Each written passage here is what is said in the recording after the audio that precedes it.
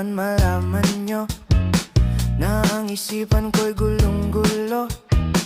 Nagtatanong kung susundan ko siya dahil ang puso ko ay nabihag niya. Alam mo bang minamahal ko siya at tunay ang aking nadarama. Kahit ako'y nagmumukhang tanga, ay ayos lang basta kasama siya. Kahit sabihin pa ng iba, nababaliw na akong talaga. Kahit merong ibang nagcha-cha-cha, nagrurumba, nagsasalsa, pwedeng sabihin nyo to sa